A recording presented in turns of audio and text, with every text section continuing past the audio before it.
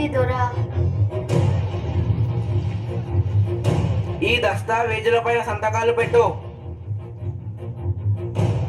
ఏమి కాగితాలయ్యా ఇవి? ఇవి నీ భూమి దస్తావేజులు. అప్పు కట్టడం నీ వల్ల అయితలేదు కదా, అందుకే నేను ఈ భూమిని జప్తు చేస్తున్నా. సంతకం పెట్టు. అయ్యా అయ్యా ఇలా అనకండి అయ్యా. ఈసారి పంట మీద మీ బాకీ ఎలాగైనా తీర్చేస్తా. ఎందుకు పనికిరాని ఈ భూమితో నువ్వేం చేస్తావు? ఇలా అనకండి అయ్యా. ఈ భూమే మాకు దిక్కు. ఈ భూమే లేకపోతే మేము ఎలా బతుకుతామయ్యా? చూసుకో.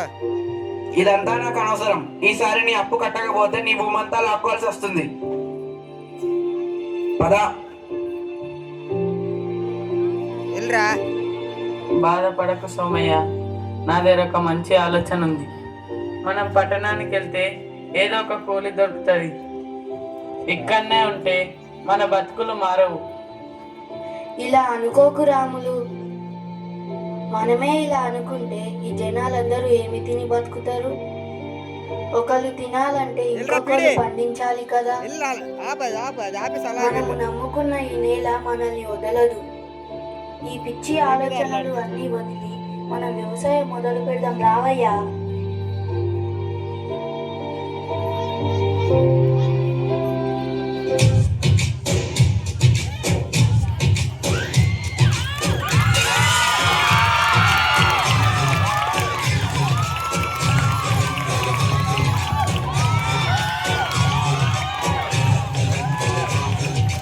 ఆకాశం తాకేలా వడగాలై ఈ నేల అందించే ఆహ్వానం ప్రేమంటే ఆరాటం తీరేలా బదులిచ్చే గగనంలా వినిపించే తడిగానం ప్రేమంటే అణు అణువును నీటే మమతల మౌనం పద పదమంటే నిలవదు ప్రాణం ఆ పరుగే ప్రణయానికి శ్రీకారం.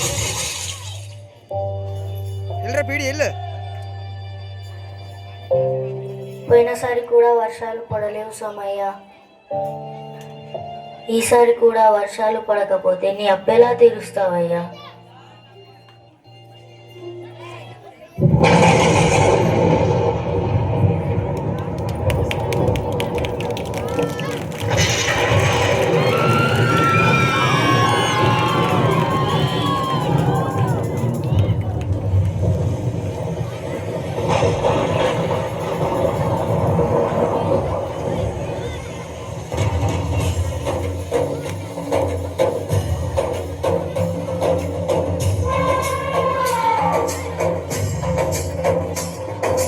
కల్లు కల్లు మనిసిరి మూవల్లే చినుకే చేరగా జల్లు జల్లు మని పులకింతల్లో పుడమే పాడగా కల్లు కల్లు మనిసిరి మూవల్లే చినుకే చేరగా జల్లు జల్లు మని పులకింతల్లో పుడమే పాడగా మానవాణి నిలువైన మనసు వడగళ్ళు నాకి కడగళ్ళే తీరని జడివాన జాడతో ఈ వేళ జన జీవితాలు చిగురించేలా రామసీమలో ఈ వేళ రతనాల భావలే కురిసేలా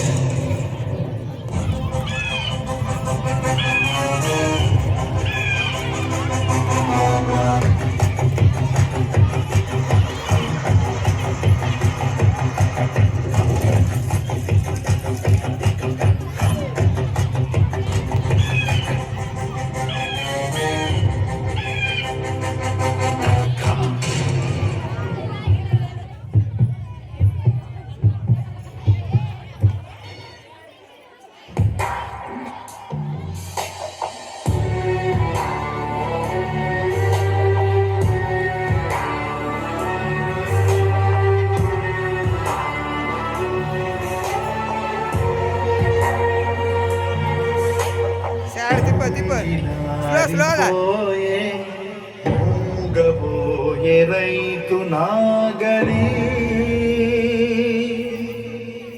ఆయువంత చూడు ఆర్తనాదమాయే గొంతు కోసుకుంది ఆకలి.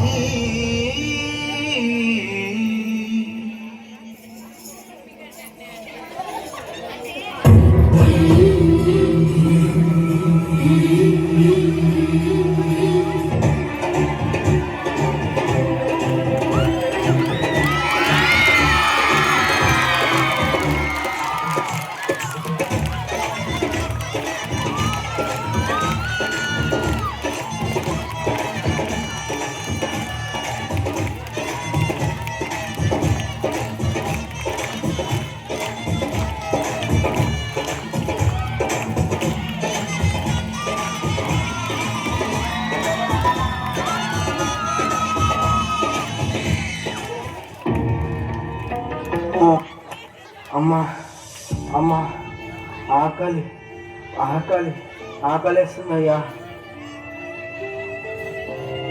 అయ్యా అయ్యా అయ్యా, ఇదిగో అయ్యా నీ డబ్బులు. డబ్బొద్దయ్యా, అన్నం అన్నం కొంచెం అన్నం పెట్టండి.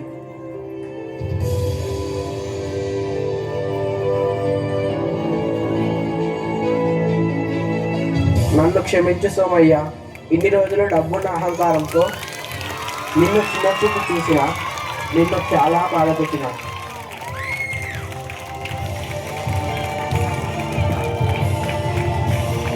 మన దగ్గర ఎన్ని డబ్బులున్నా ఆ డబ్బును తినలేం.